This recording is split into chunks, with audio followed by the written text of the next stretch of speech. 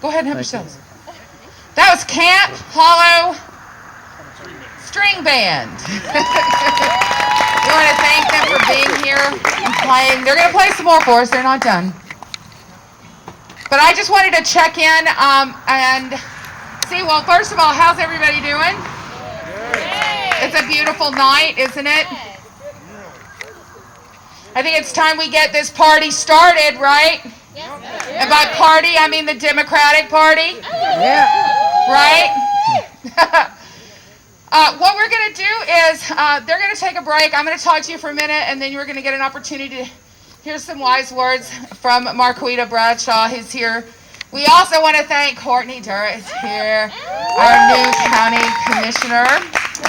And we have Hannah Kirby's here somewhere. She's running for Knox County School Board. So lots of important people here tonight. And that includes every single one of you. And I don't mean that lightly. It's very important that you guys come out and that you support what we're doing. The reality is that we live in a state where our legislators have decided that what's most important is that we're like a third world country. We got cheap labor. We don't have any regulations. So we can attract business and industry here, not that has the top paying jobs or good quality jobs.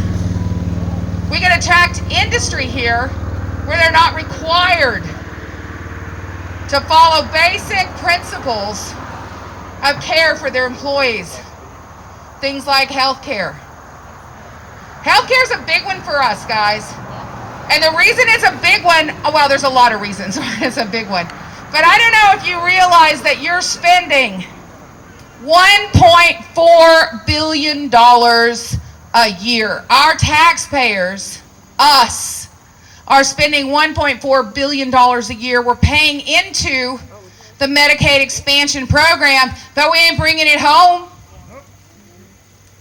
We're paying for all the states that are around us who are receiving that support, because guess what? They figured it out. They decided that it was more important to get that money back home than it was to take a ridiculous partisan political stance. Time to get over that.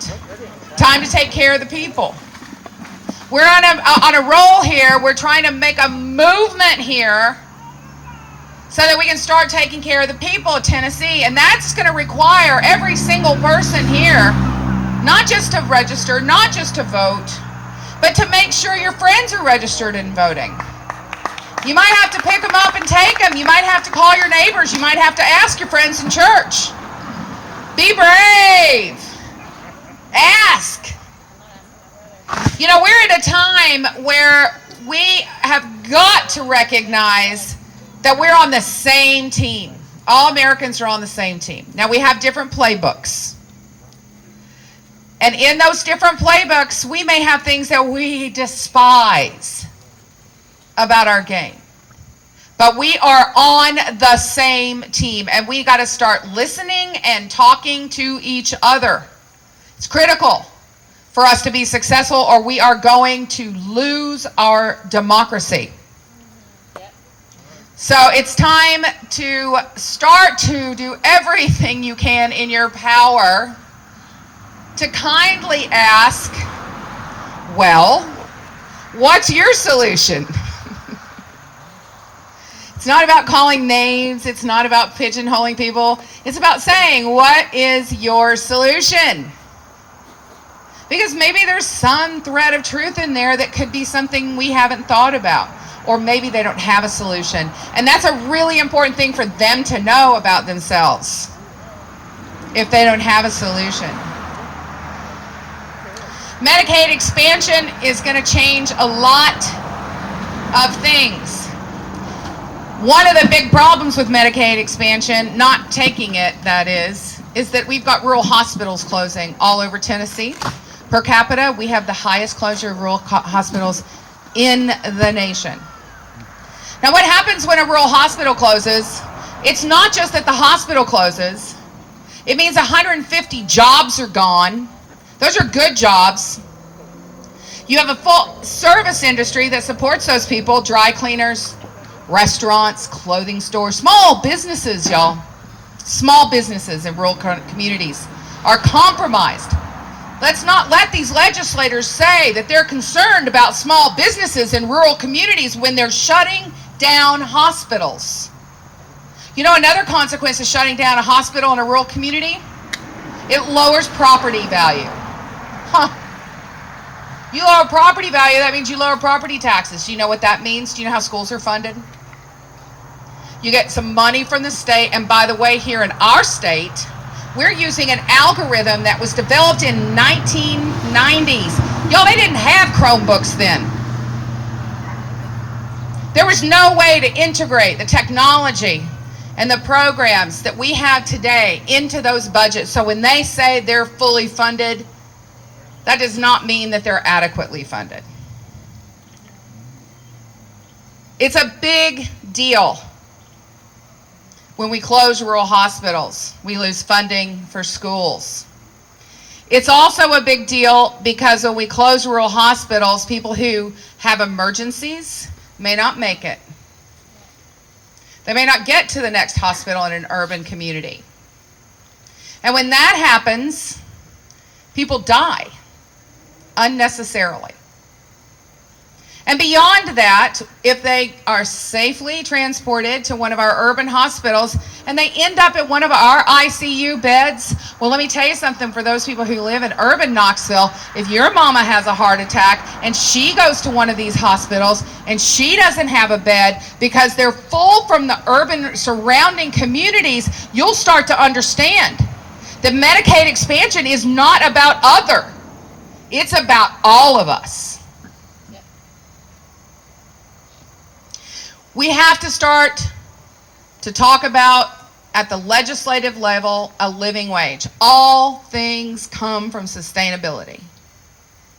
We're looking at economics. And you know, economics has been created, believe me, economics has a cultural context and a cultural construct. It's been created by elitist white males. I mean, you'd be hard-pressed to tell me a theory, an economic theory, other than Ayn Rand's, that was created by a woman. So, let's start thinking a little differently about economics. Guess what happens when you pay people a living wage? They spend money. They buy houses and cars. They go on vacations. They go out to dinner. They buy tickets to the concert. Because they can live a life of dignity. And they're valued. They're part of a community that values them. And then they can participate as consumers. So as Democrats, we have to start thinking about economics. We have to talk about it, and we have to force people to think about it in new ways.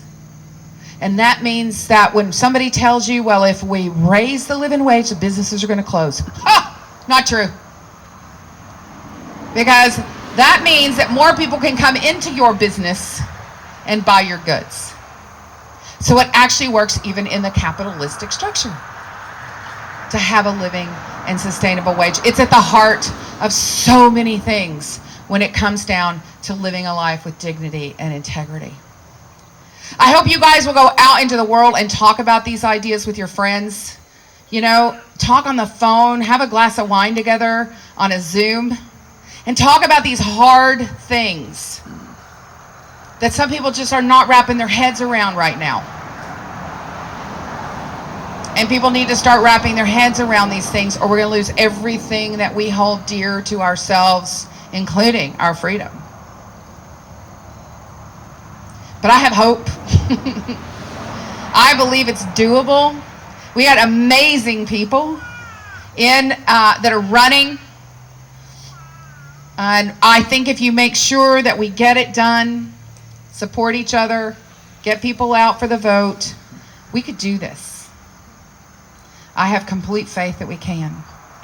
And if you don't believe it, let's just look at what happened in our Democratic primary. Let's just take note of what happened in our Democratic primary. And we are so lucky to have Marquita Bradshaw here with us right now. She's going to come up and talk to you and share some stuff with you. She has an amazing background. If you don't know her background, she'll tell you about it. It's phenomenal. She's an advocate. She's fighting for every single one of you. She's fighting for your parents. She's fighting for your kids. She's fighting for your kids' kids. She's doing amazing work. We got to all make sure that we know what she's doing, and we're spreading the word, and we're sending her money, and we're talking about her on our social media. So, Marquita, come on up here and talk to us.